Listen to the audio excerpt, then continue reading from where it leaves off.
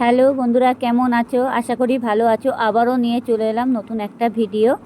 ভালো লাগলে like comment করবেন আর সব বন্ধুদের কাছে ভিডিওটা শেয়ার করে দেবেন। পুরোপুরি ভিডিওটা দেখবেন, টেনে টেনে দেখবেন না, তাহলে কিছুই বুঝতে পারবেন না। দেখতেই পাচ্ছ আমি এখানে বুট নিয়ে নিয়েছি। এই বুটগুলো অবশ্য ভিজিয়ে রাখতে হবে। আমি অবশ্য সকালবেলায় বুটগুলো ভিজিয়ে রেখেছি। এবার ভিজিয়ে রেখে কিছুক্ষণের জন্য মানে ঘন্টা তিনেক মতো ভিজিয়ে রেখেছি। অবশ্য ভিজিয়ে রাখতে হবে, তাহলে তাড়াতাড়ি হয়ে যাবে। এনেপ্পা যদি প্রেসারে দেওয়া যায় তাহলে সেটা সিদ্ধ হবে না। যাই হোক, বুটটা প্রায় 3 ঘন্টা মতো আমি ভিজিয়ে রেখেছি, ফুলে মোটা মোটা হয়ে গেছে। এবার এটাকে আমি ভালো করে ধুয়ে নিয়েছি। আর এটাকে ভালো করে ধুয়ে নিতে হবে। অলরেডি ধুয়ে আমি একদম পাত্রে তুলে নিয়েছি। তার আগে আমি এখন ছোট ছোট করে আলুগুলো এবার কেটে নেব। 2-3টে আলু দেবো এটার ভিতরে। এবার এটা ঘুগনি বানানোর জন্য আমি অল্প একটু মাংস নিয়ে নিয়েছি, চিকেন, দেখতেই পাচ্ছ। আর এখানে 4টে লঙ্কা দেওয়া আছে। আপনারা যেমন লঙ্কা খাবেন, ঘুগনিতে অবশ্য বেশি লঙ্কা দেওয়া যাবে না, মানে অল্প সাইজে অল্প করে লঙ্কা দিতে হবে, বেশি ঝাল যাতে না হয়ে যায়। আর বেশি ঝাল হয়ে গেলে তখন বাচ্চারাও খেতে পারবে না। আর অবশ্য ঘুগনিতে বেশি ঝাল দেওয়া যায় না। যাই হোক, মাংসতে যেমন মানে মশলা দেওয়া হয় তেমনভাবে দেওয়া হচ্ছে। একটু রসুন, আদা বাটা, পেঁয়াজ কুচি, টমেটো আর ছোটো ছোটো করে আলু কেটে নেওয়া। আলুটাকে কেটে নিয়ে আমি জলে চুবিয়ে রেখেছি গামলির মধ্যে করে। অবশ্য এটাকে ভালো করে ধুয়ে নিতে হবে। এটা যেটি হোক নতুন আলু, এটা বালি বালি হয়ে যাবে। যাই হোক, আমি এখন তাড়াতাড়ি করে কড়াই বসিয়ে দিয়েছি। কড়াইটাকে ভালো করে গরম করে নিতে হবে। এখন আমি কড়াইটা ভালো করে গরম করে নিয়েছি, কড়াইতে তেল দিয়ে দিয়েছি। এবার আমি কড়াইতে তেল দিয়ে আমি এবার তেলটাকে গরম করে নেবো ভালো করে, আবারও অলরেডি গরম করে নিতে হবে। এবার যে আমার মশলাগুলো করা ছিল, কেটে রেখেছিলাম, সেটা আমি এখন দিয়ে দিচ্ছি।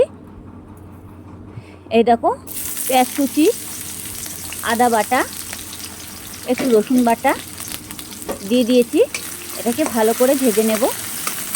এটা অলরেডি ভালো করে ভেজে নিতে হবে, লাল লাল করে, যাতে কাঁচা গন্ধ ভাবটা যাতে না থাকে, সেরকম করে ভেজে নিতে হবে। আর পুরোটা লাল লাল করে ভেজে নিতে হবে। দেখবে মশলাটা পুরো ছাড়া ছাড়া হয়ে গেছে, কড়াইতে লাগবে না, এরকমভাবে ভেজে নিতে হবে। যাই হোক, দেখো আমার মশলাটা অলরেডি লাল লাল হয়ে গেছে। এবার আমি এখন যা যা মশলা দেওয়ার সেইগুলো আমি দিয়ে দেবো। তার আগে এটাকে ভালো করে নাড়াচাড়া দিয়ে নিতে হবে। ভাবছেন যে আমার কড়াইটা পুড়ে গেছে, কিন্তু কড়াইটা পুড়েনি। আমি যেটি হোক আগে একটা তরকারি করেছিলাম তো, যার জন্য আমার কড়াইটা এরকম হয়ে গেছে। আমি এখন জিরের গুঁড়ো দিচ্ছি, জিরের গুঁড়ো দিয়ে দিয়েছি। এবার আমি হলুদ গুঁড়ো দেবো। হলুদটা একটু বুঝে দেবেন যাতে পুড়ে না যায়। যাই হোক, সবসময় তেলের মধ্যে যদি দেওয়া হয় জিরে গুঁড়ো, হলুদ গুঁড়ো, তাহলে তরকারির কালারটা বেশি ছোটে। যাই হোক, আমি একটু লঙ্কার গুঁড়ো দিয়ে দিলাম। এবার লঙ্কার গুঁড়োটা দিয়ে দিয়েছি। এবার এটাকে ভালো করে নাড়তে হবে। আর কাঁচা মশলা যদি সবজিতে দেওয়া হয় তাহলে একটু কাঁচা কাঁচা গন্ধ ভাব লাগে। যদি তেলের মধ্যেই মানে জিরের গুঁড়ো, হলুদ গুঁড়োগুলো দেওয়া হয় তাহলে ভালো গন্ধটা হয়। এরকম আমি লবণটা দিয়ে দিয়েছি। এটাকে আবারও ভেজে নেব, আমি ভালো করে নাড়াচাড়া দেবো। এবার যে মাংসটা ছিল আমার, টমেটো আর মাংস একসাথে আমি এটা তেলের মধ্যে দিয়ে দিয়েছি, ওই তেলের ভিতরেই দিয়ে দিয়েছি। এটাকে আমার অলরেডি ভালো করে ভেজে নিতে হবে। মাংসটা যেমন কষাই করে তেমনভাবে খুব সুন্দরভাবে মাংসটাকে কষাই করে নিতে হবে। একদম পুরো লাল লাল করে ভেজে নিতে হবে। গন্ধটা কিন্তু দারুণ বেরোচ্ছে, যাই বলো তাই বলো, কিন্তু খুব সুন্দর একটা গন্ধ বেরোচ্ছে। আর এটার মধ্যে অল্প একটু গরম মশলা দিতে হবে, যদিও গরম মশলাটা আমি এখন দেবো না। এটা হচ্ছে চিকেন ঘুগনি, দোকানেও কিনতে পাওয়া যায়। দেখলো বলবে চিকেন ঘুগনি দেও, কিন্তু চিকেন ঘুগনির দাম কিন্তু প্রচুর পরিমাণে। এক প্লেটের দাম হচ্ছে 30 টাকা, 40 টাকা প্লেট। তার থেকে বাড়িতে করে খাওয়া ভালো চিকেন ঘুগনি। এরকম আমি হালকা 2-3টে মানে অল্প করে একটু চিনি দানা দিয়ে দিয়েছি। চিনি দানাটা দেওয়াটা খুবই দরকার। আপনারা চাইলে একটু তেঁতুলও দিতে পারো, অল্প করে একটু তেঁতুল দিতে পারো। যাই হোক, আর যদি মনে করো না তেঁতুল দেবো না, আমি টমেটো দিয়ে দেবো, তাহলে একটু টমেটোটা একটু বেশি করে দিয়ে দিও, একটু টক ভাবটা লেগে যাবে। যাই হোক, আমি এটাকে ভালো করে কষাই করে নেব, একদম পুরো ভাজা ভাজা মতো করে নেব। দেখতেই পাচ্ছ, ছোটো ছোটো করে মাংসগুলো অবশ্যই কেটে নিতে হবে। তোমরা চাইলে দোকান থেকেও কেটে নিয়ে আসতে পারো, কোনো অসুবিধা নেই। মাংস যেমন কিমা করে তেমনভাবেই দোকান থেকে বলবে মাংস কিমা করবো, সেভাবে কেটে দাও, দোকান থেকে কেটে দেবে, কুচি কুচি করে কেটে দেবে। বাড়িতে আনলে তো কাটা সম্ভব হবে না। যাই হোক, আমার যে আলুটা ছোটো ছোটো করে কেটে রেখেছিলাম, সেই আলুটা আমি এখন মাংসের ভিতরে দিয়ে দিচ্ছি। এই আলুটা ভাজার কোনো দরকার নেই। আর আপনারা যদি মনে করবেন না আমি আগে আলুটা ভেজে নেব, সেটা নিতে পারো, কোনো অসুবিধা নেই। কিন্তু আমি আলুটা যেতেই হোক ভাজছি না, আর আলুটা ভাজারও কোনো দরকার নেই। এই মাংসের ভিতরে আলুটা দিয়ে আমি ভালো করে আবারও কষাই করে নেব। এই যে কষাই করে নিয়ে নিয়েছি, দেখতেই পাচ্ছ। এবার আমি এটা দিয়ে দিয়েছি আলুটা পুরোপুরি, দিয়ে এটাকে ভালো করে কষাই করে নেবো, একদম পুরো মাংসের সাথে আলুটা পুরো ভেজে নেব। অলরেডি মাংসটা আমার একদম ভালোভাবে ভাজা হয়েই গেছে, দেখতেই পাচ্ছ। তার মধ্যে আমি আলুটা দিয়ে দিয়েছি, আলুটা দিয়ে এখন আমি ভালো করে কষাই করে নেব। এটা কষাই করে না হওয়া পর্যন্ত ততক্ষণে আমি ছোলাটা, এই বুটটা দিতে পারছি না, যেটি হোক বুটটা দিতে হবে। এবার আমি বুটটা ঢেলে দিচ্ছি, যেটি হোক আমি ভিজিয়ে রেখেছিলাম যে বুটটা, এই যে এবার আমি দিয়ে দিচ্ছি কড়ার মধ্যে, দিয়ে এটাকে ভালো করে নাড়াচাড়া দেবো আবারও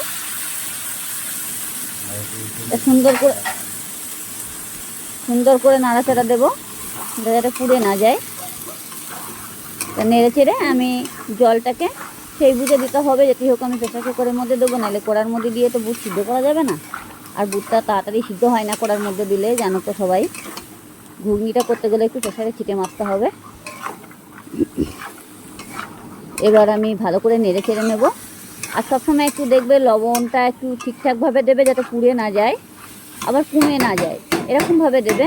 একটু চেক করে দেখবে পরক্ষণে, হয়তো লবণটা অল্প দেবে, কোনো অসুবিধা নেই, কিন্তু পরক্ষণে চেক করে দেখবে, তাহলে সেটা সুবিধা হবে। পুড়ে গেলে কিন্তু ভালো লাগবে না খেতে, টেস্টটাই অন্যরকম লাগবে। যাই হোক, আমি এখন একটু গরম মশলা দিয়ে দিচ্ছি। এই যে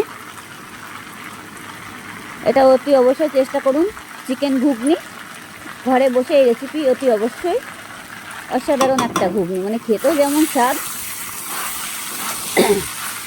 খুব স্বাদ, মানে দোকানে খাবার ফেলে রেখে বাড়িতে বসে খাওয়ার চেষ্টা করবে। যাই হোক, এটাকে আমার ভালো করে কষাই করে নিচ্ছি, অলরেডি কষাই করে নিতে হবে। এবার এটাকে ভালো করে আমার কষাই করে অনেকটা হয়ে গেছে। এবার আমি প্রেসার কুকারের মধ্যে তুলতে হবে, যেটি হোক। তাও আমি গ্যাসটাকে হালকা করে লো করে দিয়েছি, আবার বেশিক্ষণ ভাজলে পরে তখন আবার প্রেসার কুকারটা মানে হয়ে যাবে, বেশিক্ষণ ভাজবো না। যেটি হোক, অনেকক্ষণ ভেজে ফেলেছি, অবশ্য আলুগুলো দেওয়া আছে। আর চিকেন ঘুগনি খাওয়াটা খুবই দরকার আমাদের ঘরে। এমনিতে সবাই বলে যে চিকেন ঘুগনি দোকানে বিক্রি হয় 30 টাকা করে প্লেট, যার জন্য বাড়িতে ইচ্ছা হলো আজকে বানাই, সবাই মিলে খাওয়া দাওয়া যাবে, যার জন্য হঠাৎ করে চিকেন ঘুগনিটা বানিয়ে ফেললাম বাড়িতে। আর সব সময় টাইম পাই না বলে তো আমার বানানো হয় না। এটাকে আমার ভালোভাবে কষাই করা হয়েও গেছে অলরেডি, একটু পাতিয়ে পাতিয়ে নাড়াচাড়া দিতে হবে, তাহলে যে ছোলার যে জলটা সেটাও টেনে যাবে। টেনে গেলে আমার তাড়াতাড়ি মানে কষাই করাটা সুবিধা হবে আর কি। এবার আমি জল দিয়ে দেবো, অলরেডি কষাই করা হয়ে গেছে আমার। এই দেখো, এক মগ মতো জল দেওয়া হয়ে গেছে আমার, আর বেশি জল দেবো না। বেশি জল দিলে তখন প্রেসার কুকারতে মানে ঝোল ঝোল হয়ে যাবে, তো এমনিতে প্রেসার কুকারতে টানবো, মানে 2টো সিটি মারবো, সেই বুঝে আবার বেশি মানে করতে যাবে না, 4-5টা সিটি মারবে না, তাহলে কিন্তু ডাল হয়ে যাবে, তাহলে কিন্তু বুটগুলো আর একটাও গোটা থাকবে না, সেই বুঝে ছিটে মারতে হবে। এবার আমি প্রেসার কুকারতে তুলে দিয়েছি। এবার প্রেসার কুকারতে তুলে দিয়ে, এই যে প্রেসার কুকারতে দিয়ে দিয়েছি। প্রেসার কুকারতে 2টো কি 3টে ছিটি মেরেছি, 3খানা ছিটি মেরেছি। এমনিতে আমার প্রেসার কুকার ঢাকনাটা ছিল বলে 3খানা ছিটি মেরেছি অলরেডি। মেরে আমি কড়াইতে নামিয়ে দিয়েছি। কড়াইতে নামিয়ে দিয়ে এটাকে ভালো করে ফুটিয়ে নেবো, ঝোলটাকে পুরোপুরি ঝোলটা টানিয়ে নিতে হবে কড়ার মধ্যে দিয়ে, তাহলে আরও বেশি ভালো হবে। এই যে একটু তেঁতুল গোলা, আমি তেঁতুলটাকে গুলে রেখেছিলাম, দেখেছো, আমি তেঁতুল গোলাটা দিয়ে দিচ্ছি। তেঁতুল গোলাটা কিন্তু মাছ দিতেই হবে, নাহলে কিন্তু ঘুগনির যে টক ভাবটা সেটা কিন্তু থাকবে না, যাতেই টমেটো দেন না কেন। এই যে আমার ঘুগনিটা অলরেডি হয়ে গেছে, চিকেন ঘুগনি দেখেছো, আমি প্লেটে ঢেলে নিয়েছি। ভালো লাগলে লাইক কমেন্ট করতে ভুলবে না, কেমন।